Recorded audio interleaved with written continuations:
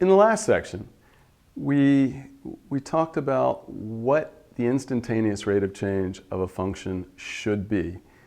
In fact, we talked about it fairly carefully, except we had a notion of limit that just was very fuzzy. Our notion of limit was just, well, as this gets really close to this, this should get really close to this. Today we have to make that rigorous mathematics. And I'd like to say that we'd just put this off and never talk about it, except I wouldn't really like to say that, because if that's what I wanted to say, I wouldn't be talking about this right now. But it's kind of the foundation of calculus, the rigorous notion of limit. It's what lets you prove everything. And so you should see it at least once, what the definition of limit is. And then you don't have to use the definition much anymore if you're willing to believe the theorems that are proved about it, that are contained in the section. We won't even cover all the results that are given in the section. It's too technical. And even the proofs of those are put into the technical matters section at the end of the chapter, but it's still too technical. But I do want to give you the big idea. So last time, we had the position function of something. I've written a particle, but it could have been a car, it could have been a person, it could have been anything. The position of something moving on a straight line where you've laid out a coordinate axis. So suppose P of t is the position in meters of a particle at time t seconds. What we talked about last time was the instantaneous velocity at time, I just picked a time, at time 2 seconds. What should that mean? It should mean that you take the position at time 2, and then you move some small amount in time. So the position at time 2 seconds plus something really small, and you take the position there, and you take the change in position over the change in time. The change in time would be the 2 plus h minus 2, so it's just h. And you do that, I hope you see that there's a mistake there. That shouldn't be as t approaches 2. That should be as h approaches 0. We do that as the change in time, which is what h is, as that approaches 0, so that you're taking smaller and smaller time intervals, but always close to 2, so that you know what happens at time 2, not the average velocity between time 2 and time 2.1, or not the average velocity between time 2 and time 3, but you want this to get h to get as close as it can to 0, but that has no meaning. And so what I wrote last time is we want this notion of limit. We want what does it mean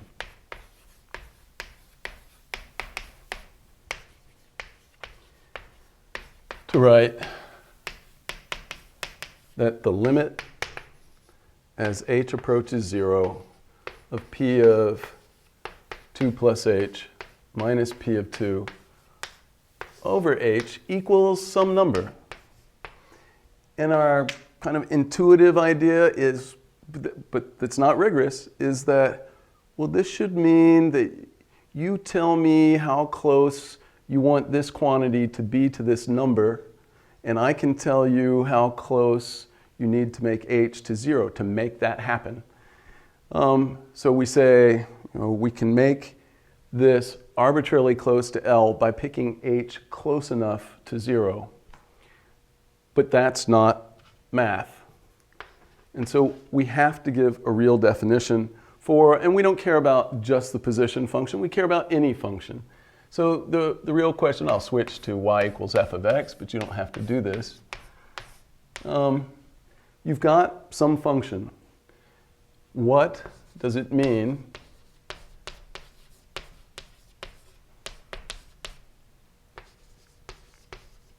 to write the limit as x approaches b of f of x equals some number where b doesn't even necessarily have to be in the domain of the function f. For instance, in the case we're most interested in, the case of the instantaneous rate of change of something, where you want the h to approach 0, Well, 0 is not in the domain of this function. If you plug in h equals 0, you get 0 down here. You get p of 2 minus p of 2 in the numerator, so you get 0 over 0. That's undefined. H equals 0 is not in the domain of this function. And so the case we're most interested in is what does it mean to write this, even if we do care if b is in the domain of f of x, but even if b is not in the domain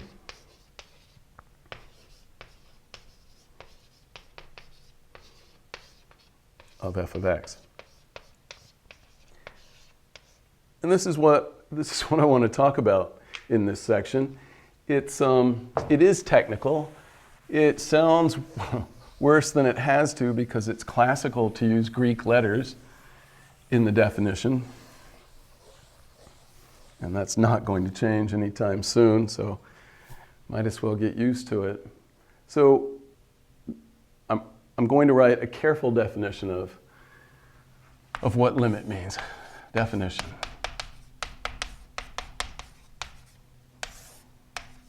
The limit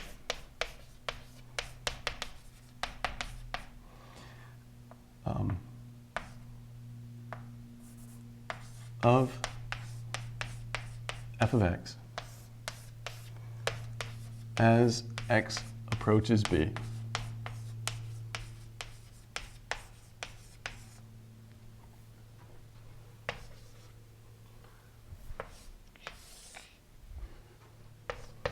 exists and is equal to L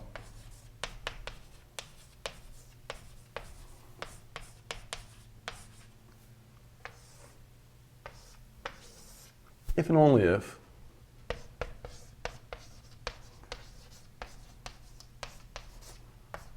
all right, here's where it gets a little bad. What do we want it? Oh, I should write this. The notation for this is what I wrote before. The limit as x approaches b of f of x equals L. By writing that it equals L, you're in particular stating that the limit exists. So to say that there is a number such that the limit equals this means in particular the limit exists. What do we want it to mean? It's you tell me how close you want me to make f of x to L. Arbitrarily close. So what does that mean? You specify some number greater than 0. Think of it as the distance, within plus or minus that amount, you want f of x to be L. So maybe you think, I give you 0.0000001. Can you make x close enough to b so that f of x is within plus or minus 0.00, however many zeros I said, plus or minus 0.000001, so that f of x is within that of L. It's L plus or minus that amount. So you specify that number that you're thinking of as small, but you can't really say a number is small. You just say it's any positive number at all, if and only if you give me that number. And that number is classically referred to as epsilon. For all epsilon greater than 0. This is how close you tell me you want me to make f of x to L. There exists. This is how close I have to make x to being b to make f of x as close as you demand to L. There exists delta greater than 0. That is a lowercase delta. We've already looked at the uppercase delta for change in. That's an uppercase delta. That's a lowercase one. There exists delta greater than 0 such that what? Such that if x is within delta of b, so if, and the nice way to say that, the distance between two real numbers is the absolute value of the difference. That's the distance between x and b. We want to say that if that's less than delta, but possibly we don't want to say that it applies when x is b, because for instance, we don't want, for instance, where h is 0, because that would be undefined. So such that if this is true, and we want to say an x is unequal to b, The quick way to say that, since we already have this written, is to say if this is greater than 0. But that just means that x isn't b. That's just a handy way to say it since we already have this written. But what we really mean is if this is true and x isn't b, then the distance between f of x and L is less than the specified epsilon. But that's the absolute value of the difference is less than epsilon.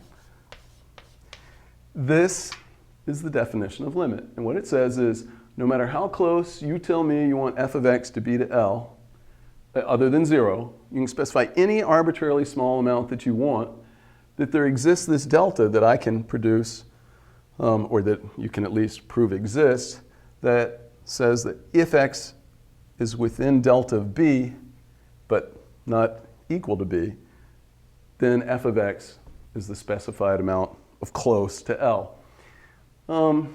That's the definition of limit. You should see it once in a calculus class, if not more than once, but definitely you should see it once. How easy is it to use this definition? Not particularly easy. Proving things about limits is beyond what one would normally do in a classroom. Sometimes you do it, but let me prove, for instance, one thing. For instance, how bad is it? And this might look like I'm not doing anything, and that's part of the problem with proofs about limits. I want to prove the limit as x approaches 1 of x plus 2 is, what should it be? Well, you should think as x gets close to 1, x plus 2 gets close to 1 plus 2. So this should be 3. But that's not a proof. And the proof requires us to go through the definition. So what do you have to do? You work your way backwards. You're supposed to show that for all epsilon, that you can produce a delta that puts you within, that makes x plus 2 be within epsilon of 3. You work backwards. You look at, okay, so I've got some epsilon. So here's how you think. You think backwards.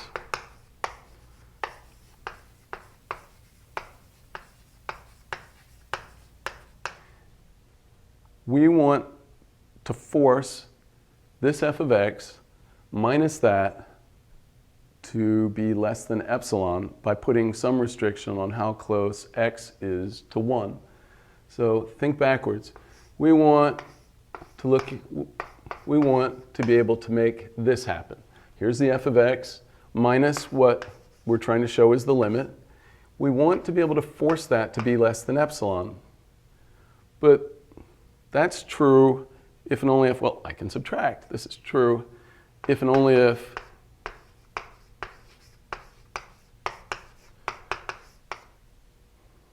the absolute value of x minus 1 is less than epsilon. Oh, but that's already a restriction on how close x has to be to 1. So what does this show us?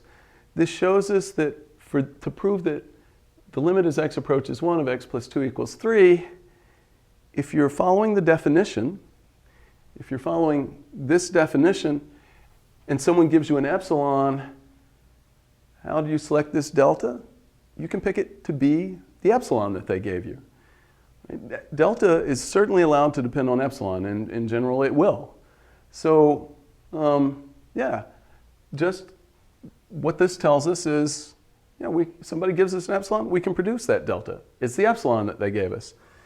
In other words, given an epsilon greater than 0, we want to see how close x has to be to 1 to make this happen.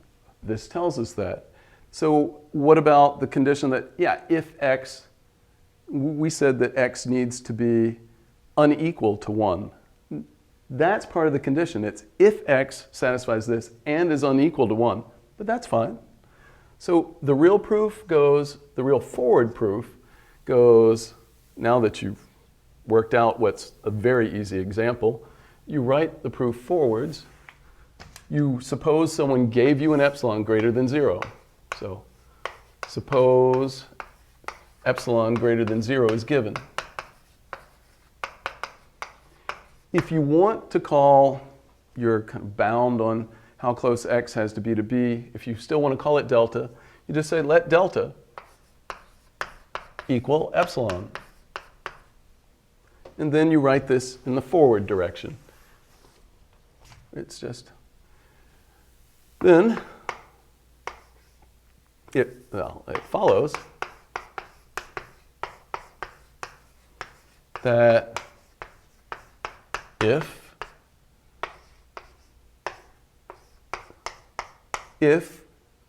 0 is less than the absolute value of x minus 1 is less than epsilon, right? This says in particular that this absolute value is less than epsilon, then certainly x plus 2 minus 3 is less than epsilon because this quantity equals this one.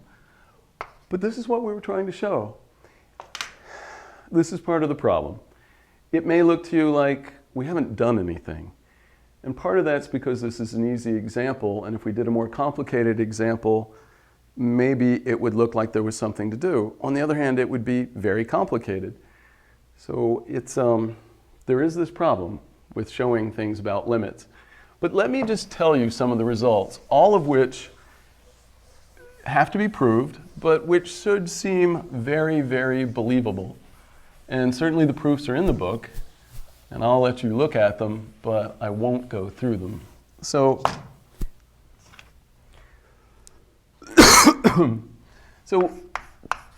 one theorem, and this is so easy, you might not want to call it a theorem, call it a proposition or something. The limit as x approaches b of a constant is that constant. So what's an example of this? I mean that the limit as x approaches 7 of the number 5 is 5. Now, maybe that even looks nonsensical to you. 5 doesn't care what 7 does. We're saying suppose f of x is the constant function. It's always 5. Then as x gets close to 7, what does f of x get close to? Well, f of x is always 5. So yes, it gets close to 5. So yeah, the limit as x approaches 7 of 5 is 5. The limit as x approaches b of a constant is the constant. Almost as trivial is the limit as x approaches b of x. Let's see, as x gets really close to b, what does x get really close to? Is this a trick question? B, definitely B. Yes, that's true. Those may sound silly, but we're going to use these as our basic building blocks once we have the next theorem.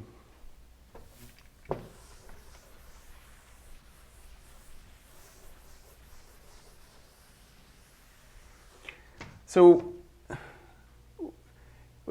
these are too simple to do us much good, but if we combine these with kind of an algebra of limits, kind of how you do algebra with limits, then suddenly we get a lot of limits that we know how to calculate.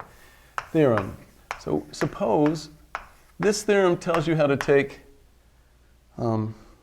complicated functions and break them up into easier pieces that you know the limits of and how to get the original limit from that knowledge. So suppose we have one function f of x, and the limit as x approaches b of f of x is L1. The limit, well, let's say, and the limit as x approaches b of a second function, g of x, is some limit L2. And let c be some real number.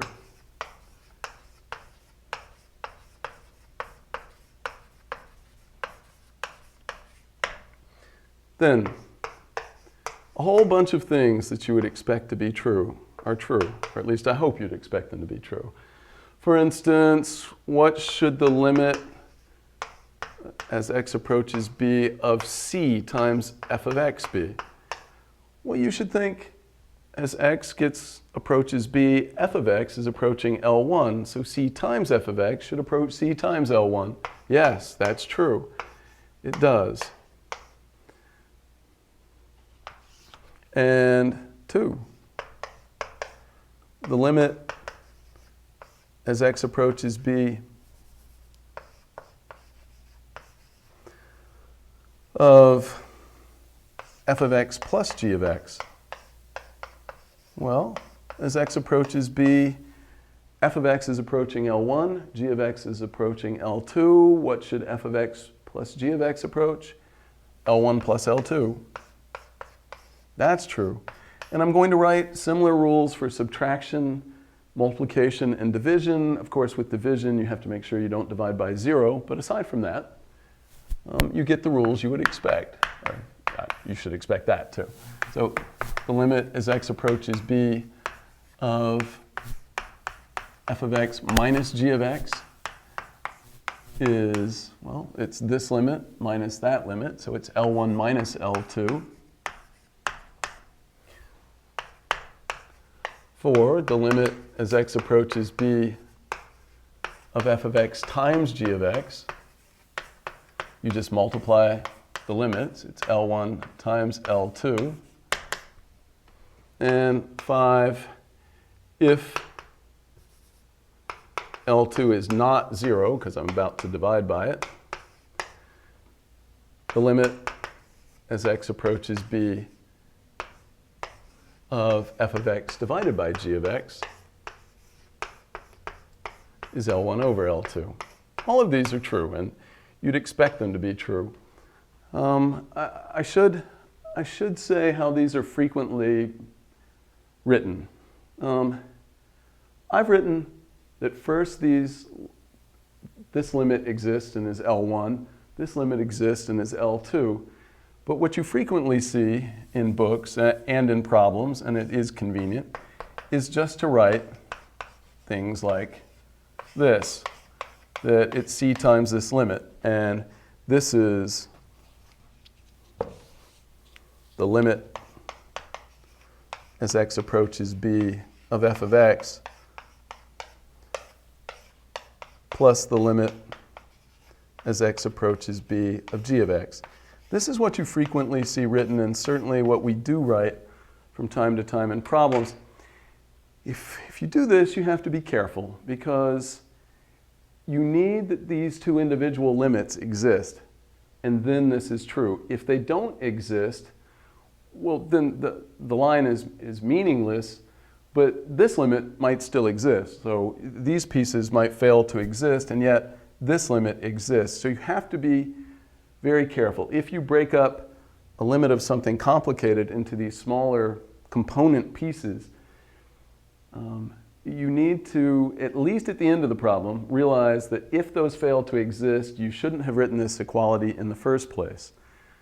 You just need to know when you're doing limit problems, if the limits that you break things up into don't exist, then you weren't really allowed to break it up that way, and you need to approach the problem some other way. All right, what do these give us? Well, if you combine them with this, the limit of a constant is the constant, and the limit of x is b, we can now do all polynomials. We can now talk about the limits of all polynomials or all rational functions, one polynomial divided by another polynomial. So for instance, excuse me, what's the limit as x approaches 2 of the polynomial 3x squared plus 5x minus 7? You look at this and you go, limit might begin to seem a little silly to you, because you look at this and you go, when x is really close to 2, this should be close to 3 times 2 squared, so that's 12 plus 10, so 22 minus 7, 15. Is that right? Yes, it's right. And that's what those rules tell you. That, yeah, it says you can split up sums. Right? This rule says that the limit of the sum is the sum of the limits, provided we show that these individual limits exist in the end. This says the limit of a product is the product of the limits. So the limit of the sum, you can split this up. I'll write this as plus a negative 7. Oh, actually, we have the limit of the difference written as a separate, so we'll do this. The fact that the limit of the sum is the sum of the limits, the limit of the difference is the difference of the limits, you can split this up. You have to apply the summation one there and the subtraction one there, but you get the limit as x approaches 2. This should split up like this.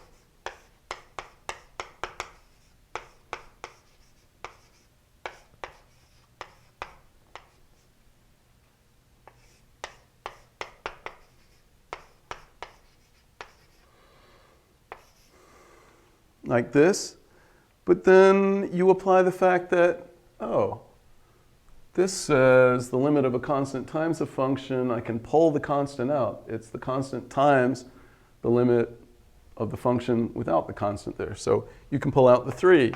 This is 3 times the limit as x approaches 2 of x squared, which is x times x, plus the limit, plus pull out the 5, plus 5 times the limit as x approaches 2 of x.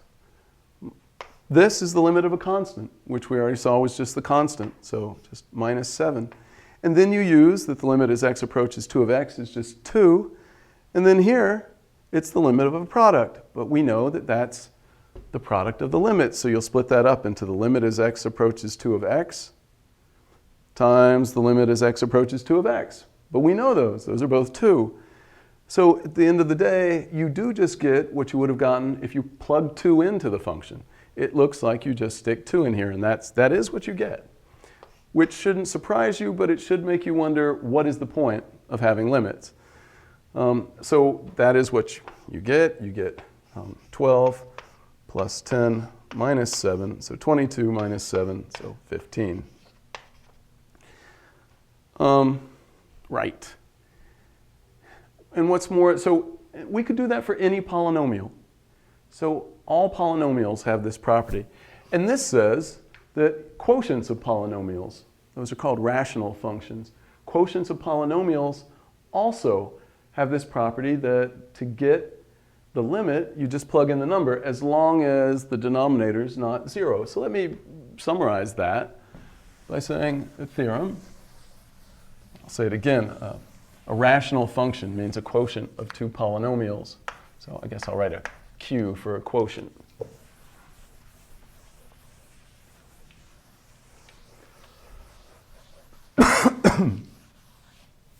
So, theorem. If Q of x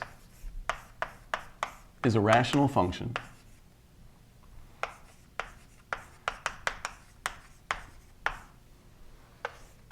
a quotient of 2 polynomials, which includes just polynomials, because you could take the denominator just to be 1.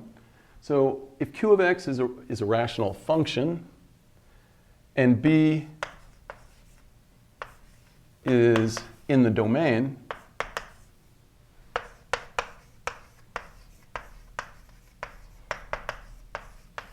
of Q of x, then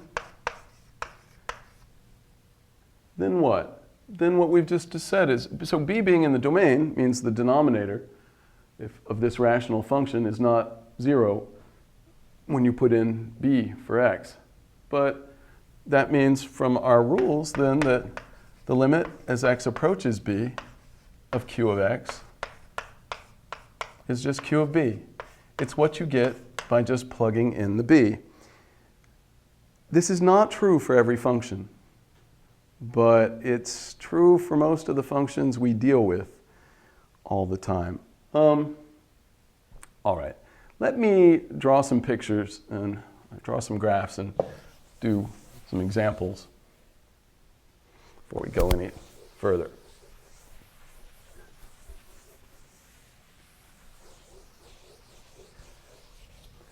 There is something else I should say, and it sounds like a technical detail, but it's an important technical detail.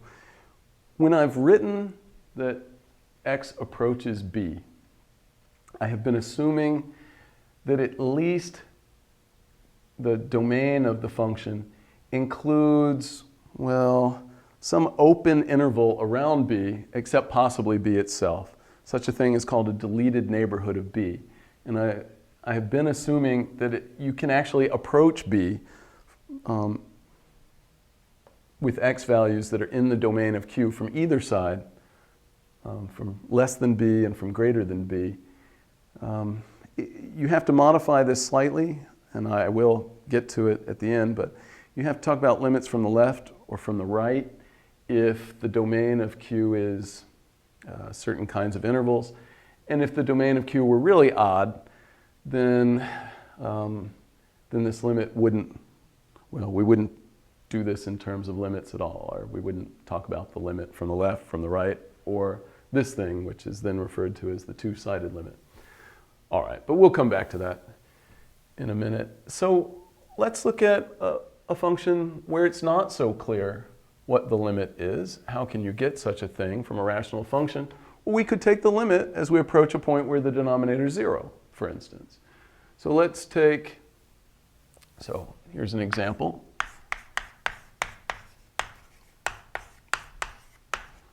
Suppose f of x is x squared minus 4, let me say minus 9, over x minus 3. My question is, what is the limit as x approaches 3 of f of x? What we can't do is just plug in x equals 3, because that's not in the domain of this function. But our definition of limit only referred to x values near b, so within delta of b, but specifically excluded that we didn't care what happened exactly at b. Right? It was if 0 is less than the absolute value of x minus b is less than delta, then the absolute value of f of x minus L is less than epsilon. So you only care about what happens for x's close to b, but not including b. What does this mean for us? It means that if we could show that this function f of x equals some rational function that is defined at 3, except possibly when we're at x equals 3, then the limit would be the same, because the limit doesn't care exactly what happens when x equals b. So what do? We do some algebra. This function equals, you can factor this as the difference of squares. It's x plus 3 over x minus 3. And it's divided by x minus 3. If x is not 3, and we're happy to assume that it's not, then you can cancel these x minus 3, and f of x equals x plus 3. That's not true when x equals 3. When x equals 3, this is undefined, and this is defined. But when x is not 3, these are equal, which means that this limit is the same as the limit as x approaches 3 of x plus 3. Oh, but this is a polynomial. And we know that to calculate, and this is a point in the domain of this polynomial, and we know that to calculate the limit, you just plug in the 3. So you get 6. So this is the kind of thing you do to calculate limits. You manipulate, certainly the kind of thing you do to calculate the limits that come up when you want derivatives, instantaneous rates of change. You manipulate what you've got to reduce it to something that exists when x equals b, and then hopefully you have a theorem that tells you that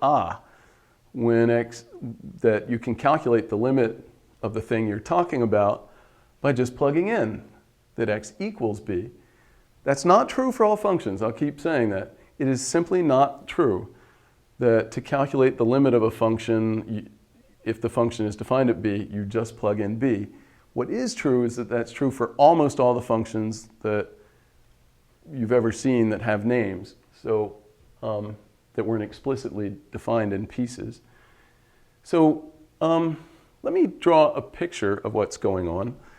The graph of this f of x, what does it look like? Well, it looks like the graph of x plus 3, except it's undefined when x equals 3. So we'll have y-intercept 3, slope 1.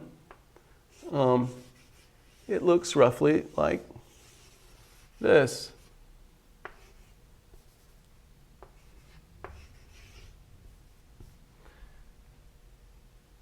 So what's happening in this limit? Well, really, this function's not defined when x is 3. So that's about there. So there's a hole in the graph right here.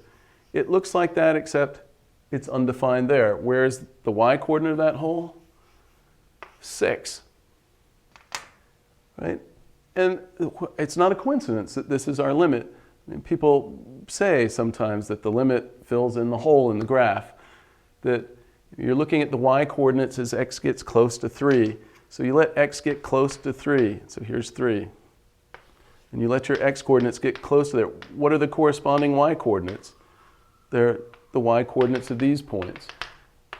As your x-coordinates get closer and closer to 3, what does your y-coordinate get closer and closer to? This 6. And same thing here. As your x-coordinates approach 3 from the left, then your y-coordinates are doing this. And they're getting closer and closer to 6. And so this limit is 6. This is how you see kind of limits graphically if the limit is going to exist. It just kind of fills in that hole in some functions. Of course, we could perversely define a function. We'll call it g of x. We'll define a function g of x that is x squared minus 9 over x minus 3 if x is unequal to 3. And just define it to be 2 if x equals 3. Well, you can do this. It defines a function. It's a little odd because it means that, you defined when x is 3, you just declared that the value of this function would be 2. So your graph looks like here's this line with a hole in it.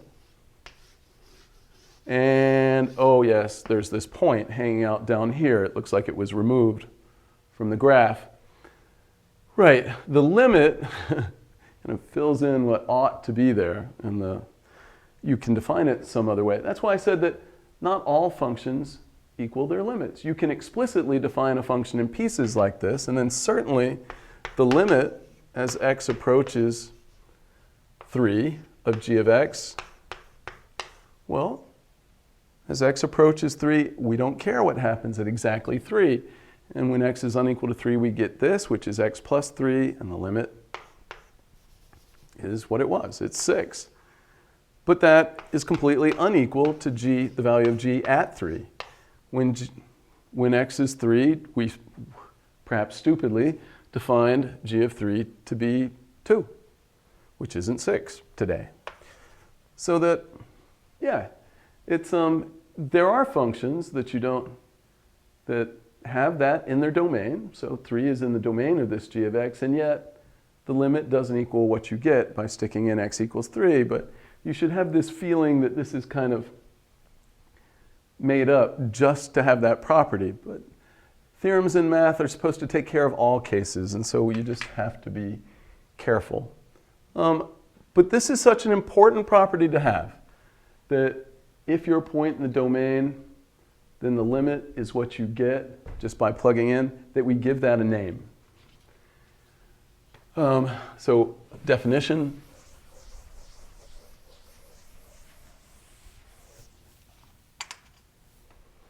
Definition.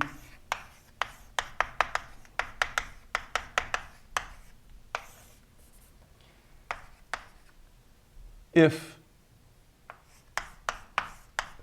B is in the domain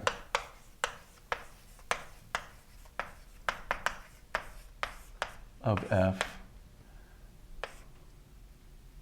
and the limit as x approaches b of f of x equals f of b, then we say that f is continuous at b.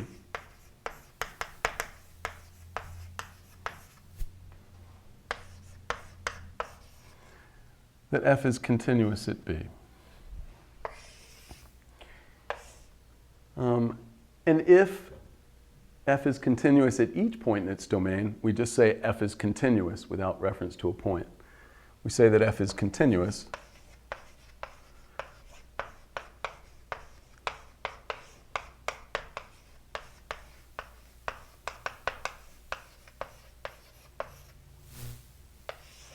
without reference to a point, if and only if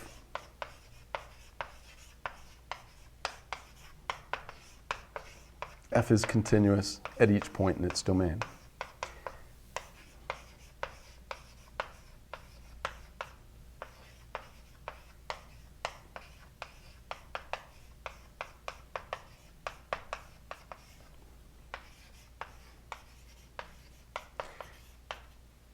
I should remark again, there's a careful definition of continuity in the book that works regardless of how odd, how strange the domain of f is. Right now, I am still assuming, I'm assuming that the domain of f is what's known as an open set, so that every point in the domain has an open interval around it that is also in the domain. If that is not the case, continuity, you have to change the definition of continuity slightly for most, slightly. I'll let you read the details in the book, although I will say something about it for left and right-hand limits and special kinds of intervals. But for the general definition, I'll let you look in the book. It's technical, just like the definition of limit is technical. So what have we said about rational functions? We've said rational functions are continuous.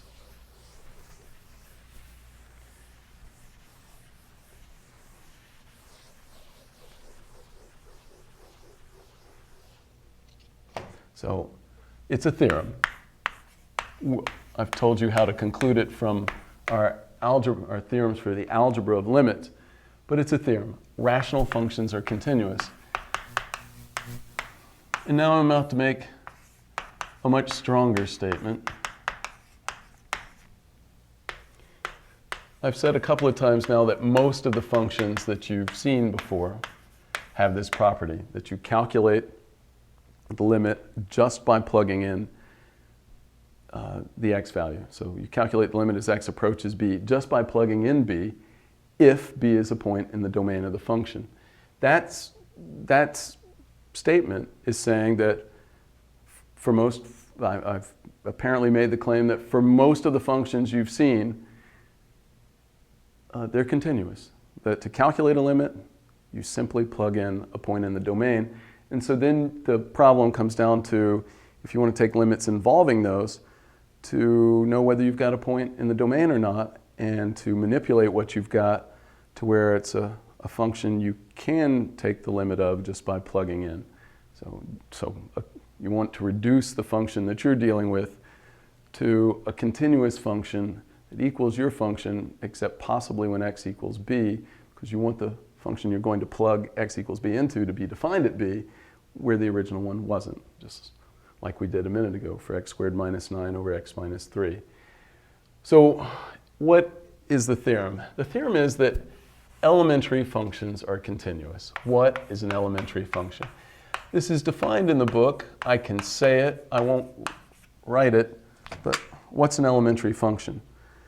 Elementary functions are polynomials, trigonometric functions, inverse trigonometric functions, raising x to an arbitrary real power, exponential functions, logarithmic functions, and any functions that you can get from the functions I just listed by forming any finite combination of them by using sums, differences, products, quotients, and compositions. What I just named should include every function you've ever seen that wasn't explicitly defined in pieces. In other words, what I'm saying is all of the functions that you've dealt with in math classes before that weren't explicitly defined in pieces were almost certainly elementary functions, and that means to calculate their limit, they're continuous, so that means to calculate their limits at a point in the domain, you simply plug in the number. This is not a theorem about, here's how you calculate limits. You plug in x equals b. It's a theorem about the types of functions we deal with all the time. They have that property. So try to keep this straight. The definition of limit is not, you reduce the thing to something, you reduce the function you've got to something where you can plug in x equals b and then that's what you get for the limit. No, it's a theorem that most of the functions, or all the functions maybe, that you've ever seen have that property. Right. So for instance, what does this include? What if I want the limit as x approaches 4 of x to the x? Is that an elementary function? Yes, it's an elementary function. You could write that, for instance, as the limit as x approaches 4 of write it as, I said we could use exponential functions and logarithms. So the base x, well, that's the same as 10 to the log base 10 of x. And then to the x, well, when you raise an exponent to an exponent, the exponents multiply. This is the same as the limit as x approaches 4 of 10 to the x times log base 10 of x. So is this an elementary function? Yes, because it's the composition of raising 10 to a power, so an exponential function, with the function that's x times log base 10 of x. But x is an elementary function. Log base 10 of x is an elementary function, and products of elementary functions are elementary. So yes, this is the limit where x to the x is an elementary function. And so to calculate its limit, at a point in its domain, you simply plug in the x value. You get 4 to the 4th. What's that? 16 squared, 256.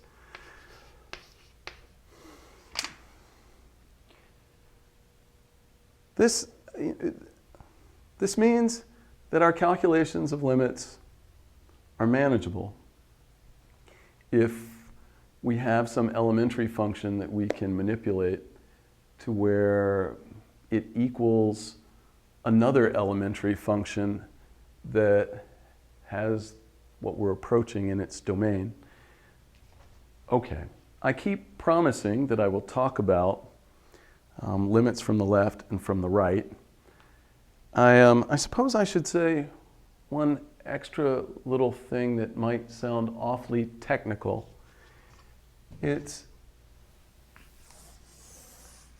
Limits are unique if they exist. What does that mean?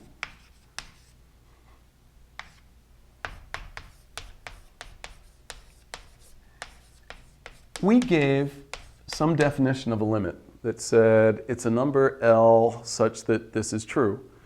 How do we know there's only one such L? Maybe it's possible that the limit as x approaches b of f of x is 5, and the limit as x approaches b of f of x is 17. How do we know that's not true?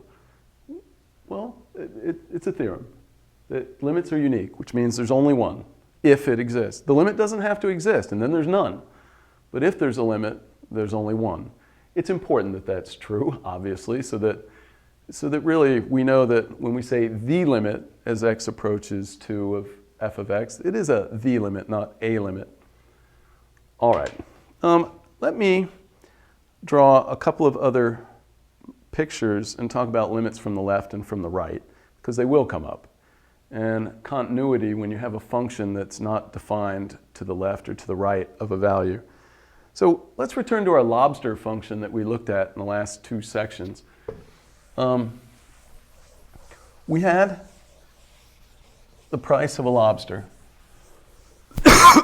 as a function of the weight of the lobster.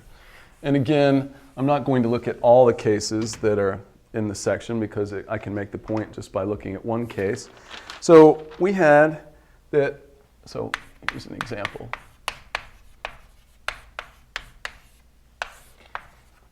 We had the cost of a lobster as a function of its weight. This is in dollars, and the weight was in pounds. And I'm not writing the entire function, but we had that it was $7, or 7 times W dollars, if W, the weight, was between 1.5 and 2 pounds. And we had that it was 8 W dollars. So it's $8 a pound, so 8W is the total weight. If W is between 2 and 3, but not including 2. So we had this. What does the graph of this look like? Well, we looked at it before, and once again, I will exaggerate I won't try to draw a line of slope 7 and slope 8 to scale. I'm just going to try to get across the point that I want. So let's say here's 1, here's 2. We'll put 3 up here. So actually, let me make this longer. So 1, 2, 3. What's happening? Between 1.5 and 2, we've got C of W is 7W. That's a line of slope 7 that would pass through the origin if I drew it that long. I'm not going to attempt to correctly draw a line of slope 7. But so this is C of W equals 7W. So here's W. Here's the value of C. At 1.5, even though we're not allowed, W is not allowed to be 1.5. If it were, we would get 10.5. So this missing y coordinate is 10.5. And then when W, well here, C of W equals 8W. If W were allowed to be 2, you'd be at 16, which I'm going to draw right here. And then you'd have a bigger slope of 8W, which I'm going to draw as much bigger just so it looks bigger. And I'm going to run into my definition of C. Maybe I'll use a different color so it won't matter too much. So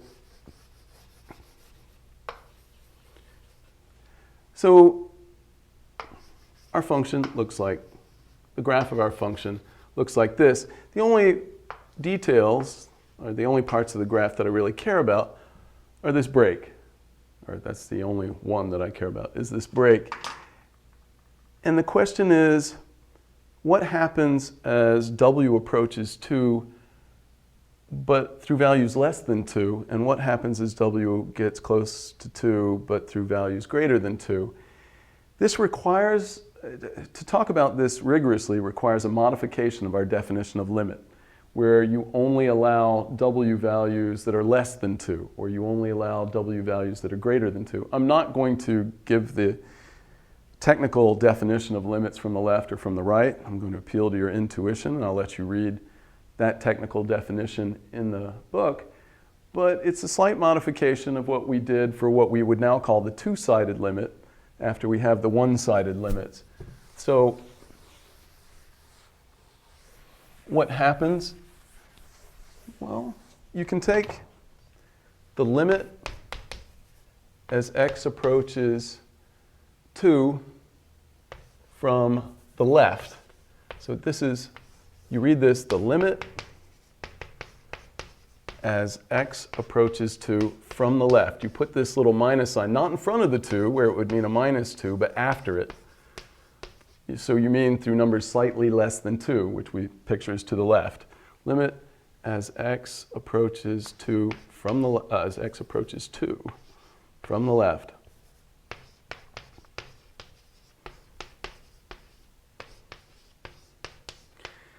And what is it? You can see it in this picture. The limit as x approaches 2 from the left. So your x values get really close to 2. What are the corresponding y values doing? Well, the points on the graph are doing this.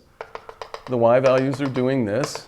Clearly, as x gets closer to 2, closer and closer to 2, you are getting closer and closer to this point, which is 2 plugged into 7w, so 14. 7 times 2, 14. This limit, the limit, yes, it's not x. Good. We're talking about a lobster function with a w here. A w here from the left, right? Correct, not right. The limit as w approaches 2 from the left of c of w. What should it be? 2 times 7, 14. And that's what it is. And there's no mystery what's going on here, because for x, w values, if I've said x before, I meant w in this example.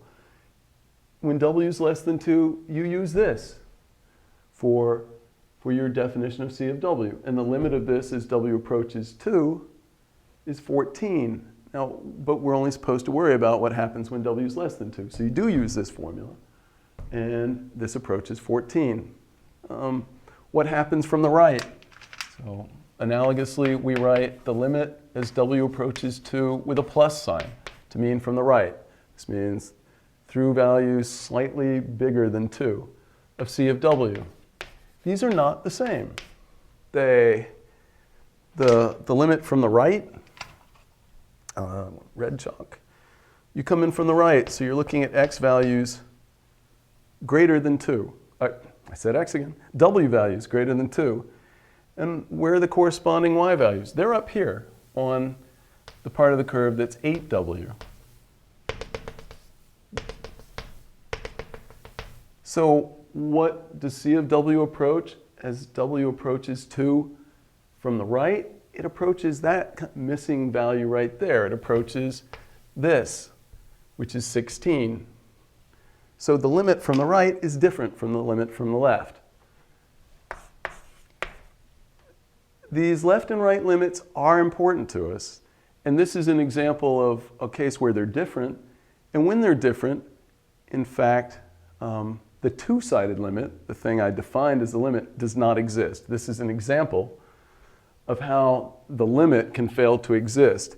If it should be one thing from the left and something else from the right, then the limit without qualification simply doesn't exist. So the theorem is, the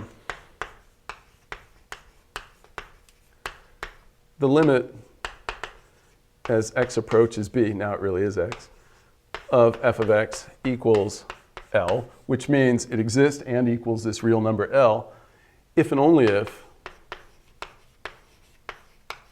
the two one-sided limits exist, like they did here, and they're equal, if and only if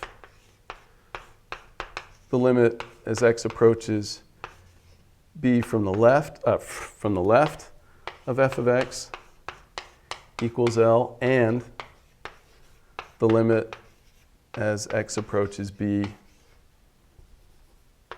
from the right of f of x equals the same number L. So in this example, that is not true.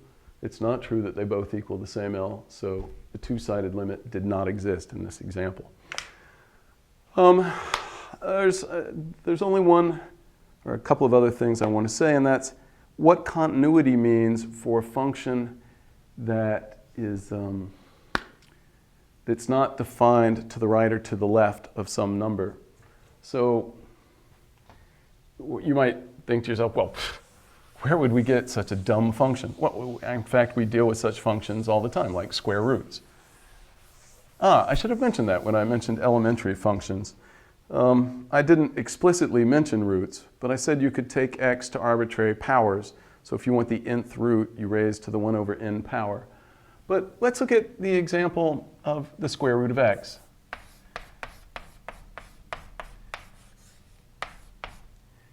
The domain of this, the domain, so the allowable x values, the x's have to be greater than or equal to 0.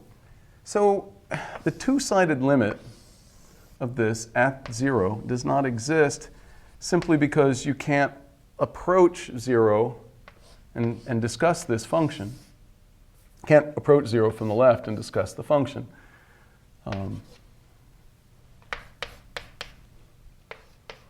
Okay, but would we say that this is a continuous function at 0? The answer is yes.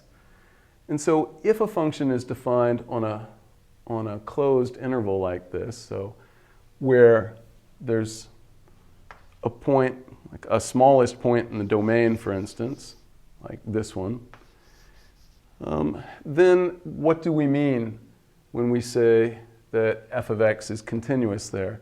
So at such a point, f of x is continuous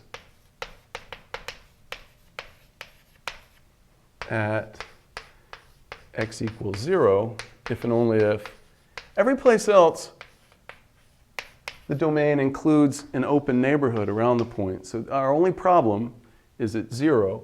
But f of x is continuous at x equals 0 if and only if the limit as x approaches 0 through its allowable values of f of x equals f of 0. So this is a modification of what I said continuity means for functions whose domains get cut off. It's if you can only approach through from one side, if the domain of your function lies to one side of the value you're approaching, then to say that the function is continuous there is just to say that the limit from that side exists and equals the value of the function there. So you need the function to be defined at this point, and you need it to be defined to the left or the right of that, but not on the other side. So it would have to be on a closed interval of the form. You would have to have something that looks like b, and then it could go out to infinity. So that's this example, like 0 to infinity. Or it could go from minus infinity to b. Or you could have anything with b as, it could go up here to some c. As long as it's got a closed, that the domain is a closed interval on one side, you only worry. Continuity means continuity means the limit as x approaches b from the side that the domain is on equals what you get at b. Right. I said that this was the last thing that I wanted to say. That is not quite true. I want to give one more example because there is some books vary on what they call continuous. In modern mathematics, there is no serious debate about this, but there is some issue here because of what was classically meant by continuous. This is the graph of the function y equals 1 over x. Is this a continuous function? Well, it's a rational function. It's a quotient of polynomials. It's certainly an elementary function. It is continuous at each point in its domain, and that's what it means to be a continuous function. Yes, this is continuous. One of the original motivations for defining continuity was that, it should mean that the graph is unbroken, that you can draw it in one kind of motion. Well, this graph is broken. It's in two pieces. In modern mathematical terms, that's a reflection of the fact not that this function is discontinuous, so not continuous, but that the domain of the function is not connected. The domain of the function is in two pieces, the real numbers less than 0 and the real numbers greater than 0, but it doesn't include 0. If you look, you can probably find books that will say this function is not continuous. That does not agree with modern terminology. This function is continuous. But even books that get that right, that say that this function is continuous, might have an issue with whether the function is discontinuous when x is 0 or not. Is this function discontinuous at x equals 0? The convention I'm going to adopt is that this function is neither continuous nor discontinuous at 0. It's not defined at 0. There's no function to talk about. In my mind, it's like asking, is this function discontinuous at the planet Venus? Venus isn't in the domain of this function. You can't stick the planet Venus into here. It doesn't mean anything. What would it, it doesn't mean anything. Say it's continuous or discontinuous at the planet Venus. Well, 0 is not in the domain.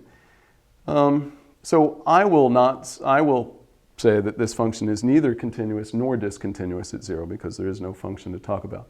But if you look in other books, they may say that this function is discontinuous at 0. I just want you to be aware of the difference. This won't come up very often because we'll just talk about it's a continuous function, which means continuous at each point in its domain. I realize this was a technical section. We haven't done really, if you read the section and if you look at the technical details in the technical matters section, you'll realize we've hardly done any technicalities at all. But next time it'll be better because we'll get to come back to our notion of derivative and instantaneous rate of change now that we've got limit under our belts and we're comfortable with it. So next time will be more intuition and more down-to-earth, interesting problems.